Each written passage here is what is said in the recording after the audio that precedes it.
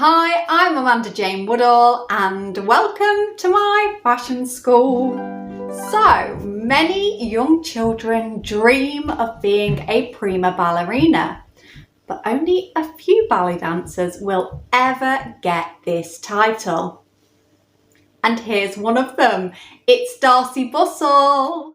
Darcey Bussel describes having a happy childhood in London's Notting Hill, where she was passionate about swimming and gymnastics and also went to dance lessons to help with her clumsiness and knock knees, although she spent most of her lesson hiding under the piano.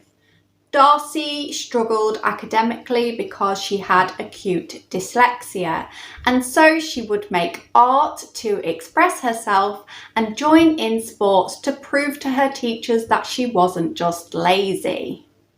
Although dancing hadn't been one of her favourite pastimes as a youngster, she gradually grew to enjoy it and excel at it.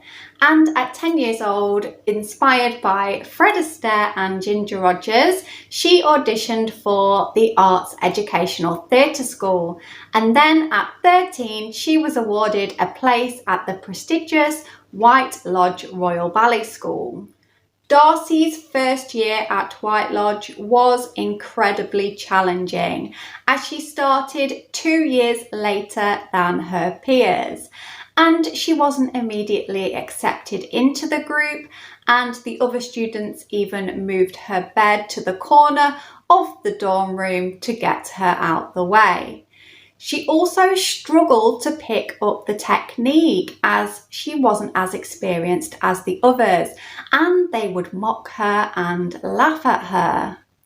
And Darcey, at times, she wanted to leave ballet school, but she had a stubborn streak that made her keep going, work harder, and eventually her skills began to flourish. Inspired by her mother's favourite dancer, Svetlana Borisova, she developed her own style and technique, which combined a strength and athleticism with a more ethereal stage presence. And this was very unique for a British ballerina. At 16, she was accepted into the Sadler Wells company, and here she danced in the Corps de Ballet, which is a group of dancers who set the scene for the principal roles to dance within. And whilst she was in rehearsals, she was actually spotted by legendary choreographer Kenneth MacMillan, who saw great potential in Darcey as a future star. He was inspired to choreograph a principal role for Darcey, as she had an attack and a flawless technique that he had only seen in American dancers. Darcey became the youngest ever principal for the Royal Ballet, and in 1989, at just 20 years old, she made her debut in Macmillan's ballet as Princess Rose in The Prince of Pagodas. The role was extremely challenging, and Darcey's phenomenal execution changed the image of the British ballerina. The performance art of ballet started in the 18th century in the Italian and French courts, where Louis XIV would perform his own ballets during the grand royal feasts. It became so popular that they opened an Academy of Dance in Paris, and slowly people realised that actually the female dancers were making this art form really special. Two of the early influences of ballet were called Camargo and Salé, and they not only pioneered the female-dominated version of ballet, but they also changed women's fashion. The costumes for dancers had been heavy boned corsets and big hoop skirts, and they stripped back the fabric and showed off their ankles. They also softened their shoes by wearing satin instead of wood, and this allowed them to be able to jump. 19th century ballet was romantic and ethereal, with ladies taking on characters such as fairies and spirits, and the men would partner the women to lift them in the air, giving the illusion of magical flight, although they didn't take part in much dancing themselves. Point shoes were created after a performance by Maria Taglioni, which saw her rise onto the very tips of her toes and stun the audience, and this meant that they needed to create new, stiffer shoes to be able to incorporate this move into the dances. This also led to pas de deux developing, and this is dancing in a pair, as people could now play with new lines created by the point shoes, as well as turns and exciting lifts. In the 20th century, Anna Pavlova created a more theatrical version of ballet. She was very emotional in her movements, and this started storytelling within ballet. During the 1930s, Margot Fonteyn set new standards for the British ballerina. She was very distinguished, she had an air of grace and was very doll-like, and also very flawless in her presentation. The image of the prima ballerina became to be small, petite, and also followed a very strict code of etiquette. They dressed in fur coats, gloves, and hats to give them an air of elegance, and they also were not allowed to speak to other cast members to give them this sense of being elite and a mystery. But these industry standards changed completely when Darcey Bussel entered the industry, because she was very strong, she had a lot of fierceness in her movements, and she was also technically absolutely perfect, with the moves she performed seeming near impossible. She excelled at technique and was proficient in arabesque, footwork, jumping and turning, and she was like a machine in the way that her body could handle the pain and demands of this incredibly complex movement. And although she wasn't classed as being the classic doll-like British ballerina, she actually was very talented at acting, so she could be very sincere and graceful and pair this with her strength, and these two qualities had not been combined as successfully as this before. She was also unique in her ability to perform both traditional ballets like Swan Lake and neoclassical ballets like Balanchine's Apollo. Although highly acclaimed for many roles, she had a special relationship with Kenneth MacMillan's Manon, in which she played a girl who is destroyed emotionally by love and the manipulation by men. And in this performance, she is so fresh and so fragile that actually she brought her audience to tears.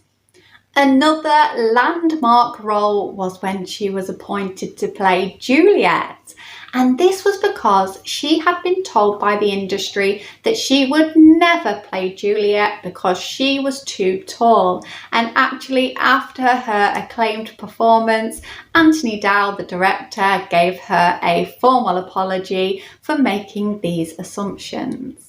The acceptance of Darcey as a tall dancer actually helped the future generations of students who wanted to break into the industry, because previously the requirements had been that you had to be short to be a ballerina.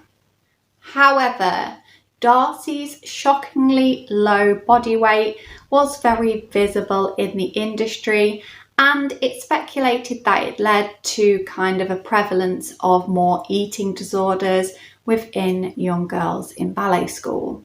And Darcey has actually defended this, and she has said that no, she doesn't eat properly during the day, and this is because with the intense movement that she's doing, being lifted and thrown, she actually would be sick if she ate during the day. Choreographers would sometimes struggle to find a male pairing for Darcey because they needed to find someone who was tall but could also match her magnetism. But here are a few of her successful pairings. Her first partner was Jonathan Cope, who was an experienced ballet dancer who taught Darcey everything she needed to know about stamina and scheduling a full-time ballet career. And it is said that they had a lot of energy and kept each other on their toes. Another pairing was with the Bolshoi ballet dancer Irek Mukhamedov, who was ferocious and domineering and loved women, and he would shock Darcey by giving her a full, passionate kiss during rehearsals. She spent the late part of her career dancing with the Italian ballet dancer Roberto Bolle, who she describes as a stallion. They had a very close bond as dancers, and although Robert was a little bit inexperienced when he first partnered with Darcey, he worked hard behind the scenes and never complained so that she wouldn't notice. After 7 years of dancing together, Bolle really wanted to continue his partnership with Darcey, but actually she was now 36 and she wanted to step down as a principal, instead being a guest dancer around the world. So she would go to different dance companies and dance as their principal, although sometimes this would be a little bit uncomfortable because some ballet companies felt that Darcey was now too old to be taking roles away from their young principal dancers.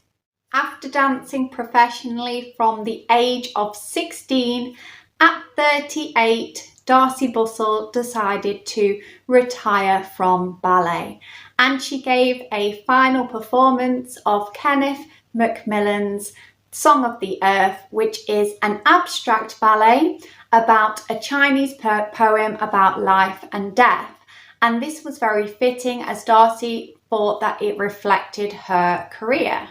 She revived her role as a ballerina very briefly in 2012, supported by 200 other ballerinas. And this was at the closing of the Olympic Games, where she flew through the air like a phoenix, surrounded by pyrotechnics in the spirit of the flame. And in the same year, she also started as a judge on the TV show Strictly Come Dancing, which is a ballroom dancing TV show competition. And she said this gave her a new family in the dance industry, and she just wanted to help to lift the contestants' spirits.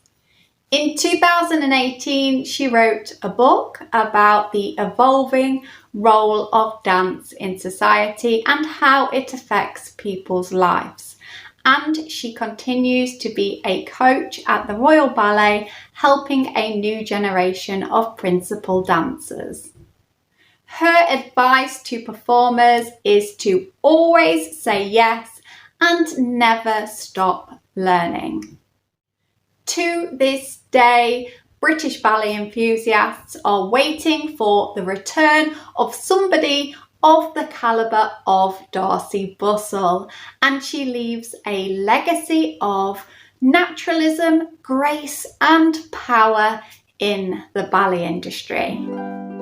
So we have come to the end of this video, but I will see you again in my follow-up video when we're going to take another look at a British icon.